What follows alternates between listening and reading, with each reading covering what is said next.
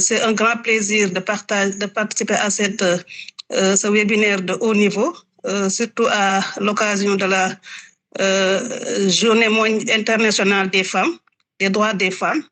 Et je voudrais quand même me réjouir de partager ce panel à un maître, le professeur Ibrahim Seck, mais aussi en tout cas au réseau des établissements francophones de santé publique. En tout cas, Elisette, pour moi, c'est un grand plaisir de participer à cette importante réunion. Au niveau du ministère, suite à l'étude champ qui a été menée, nous avons commencé par intégrer le genre dans les documents de base et documents stratégiques, donc dans la lettre de politique sectorielle, dans le plan national de développement sanitaire et social, dans les outils de planification et dans les outils du système d'information sanitaire. Parce que la porte d'entrée, c'est la désagrégation des données par sexe, âge, mais également par les autres facteurs de vulnérabilité. Et nous avons mené un plan de renforcement de capacité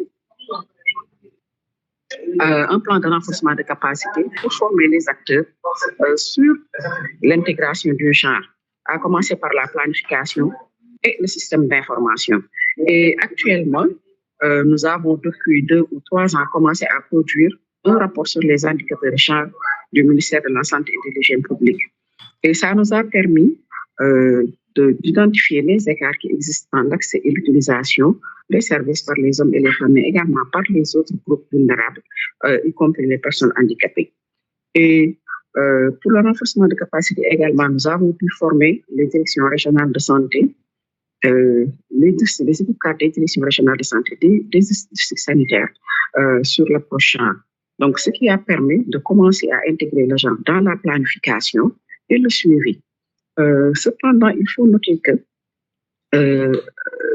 quand on a fait l'évaluation du premier plan d'institutionnalisation du genre, nous avons vu qu'il y a eu beaucoup d'insuffisances dans la mise en œuvre. Parce que nous avons nommé des points focaux genre au niveau des différentes directions, programmes et services, donc aux différents niveaux de la pyramide sanitaire. Mais cependant, dans la mise en œuvre opérationnelle, on a beaucoup de difficultés parce qu'il y a cette insuffisance dans la formation des acteurs, donc qui constitue un obstacle. Donc, nous avons pu, au niveau du système d'information sanitaire, si vous entrez dans la plateforme, toutes les données ont été désagrégées par sexe et par âge. Cependant, ce sont des rapports de synthèse qui ne permettent pas d'avoir cette désagrégation pour faire une analyse donc, de ces inégalités.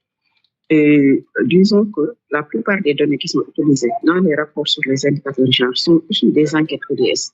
Ce qui veut dire qu'il y a un effort à faire à ce niveau pour pouvoir analyser les données de routine dans une perspective de genre. Et nous sommes en train de travailler avec la direction du système d'information sanitaire et sociale. Mais disons que les principaux défis, donc c'est la compréhension encore limitée de l'approche genre. Donc, à partir des résultats de l'évaluation du plan stratégique. Donc, il y a également cette faible désagrégation de l'analyse qui persiste parce que nous n'avons pas pu former tous les acteurs sur cette approche. Donc, ce qui fait qu'il y a une utilisation limitée des données désagrégées dans les décisions sanitaires. D'autres contraintes, nous avons également d'autres contraintes institutionnelles et financières parce que nous n'avons pas suffisamment de ressources dédiées pour pouvoir mettre en œuvre les actions qui sont planifiées. De même que les mécanismes de coordination qui sont parfois faibles également, surtout aux différents niveaux, au niveau déconcentré. Et nous avons également les normes sociales qui constituent des barrières, les normes sociales et les stéréotypes de genre qui influencent fortement l'accès aux soins des femmes et des filles et également des groupes vulnérables. Parce que toujours dans certains contextes, les femmes n'ont pas un pouvoir décisionnel autonome, donc elles ne sont pas autonomes financièrement. Et nous avons également les violences basées sur le genre qui sont là, qui impactent sur l'accès et l'utilisation, mais malheureusement, les cas restent sous-déclarés.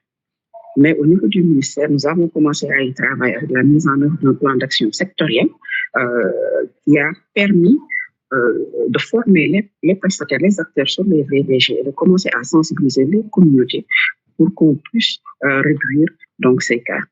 Et ces obstacles montrent que l'approche genre n'est pas seulement une question technique, mais une question de transformation sociale et institutionnelle.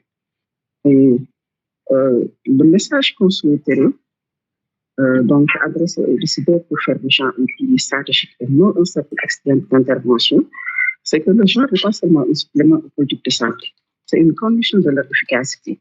Donc, si nous ignorons les inégalités du genre, ça peut compromettre l'efficacité des politiques sanitaires.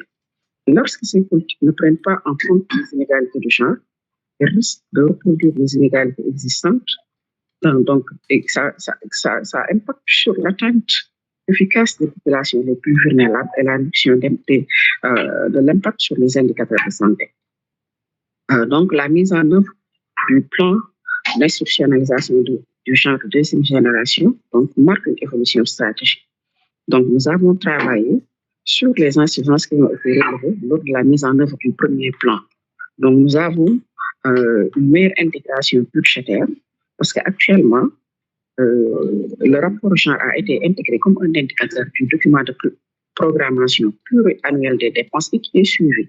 Et nous avons pu faire une dissémination, présenter les résultats devant l'autorité l'année dernière, donc ce qui a permis de discuter par rapport aux enjeux.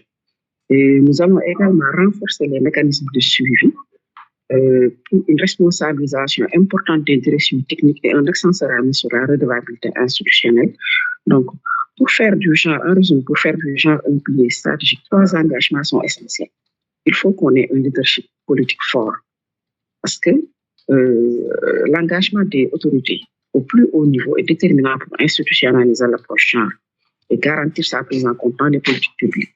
Il faut également des ressources dédiées, des ressources humaines renforcées en technique d'intégration du genre, mais également des ressources financières. Et il faut également une transformation institutionnelle durable donc pour que le genre soit intégré dans le cadre de planification, dans le système d'information sanitaire, les mécanismes de gouvernance et les processus de suivi et évaluation pour construire des systèmes de santé inclusifs, équitables et résilients qui répondent aux besoins de toutes et de tous et ne laissent personne de côté. Et pour conclure, nous dirons que l'institutionnalisation du genre est un processus qui est exigeant, mais indispensable si nous voulons atteindre la couverture sanitaire universelle et construire un système de santé équitable, inclusif et performant. Et au niveau du ministère de la Santé et de l'Hygiène publique, nous avons engagé cette dynamique. Mais ça réussit dépend d'un engagement collectif constant et assumé au plus haut niveau. Et voilà, je pense qu'avec l'effort de toutes et de tous, nous allons parvenir donc à institutionnaliser de façon effective cette approche au niveau du secteur de la santé et de l'action sociale. Voilà, je vous remercie.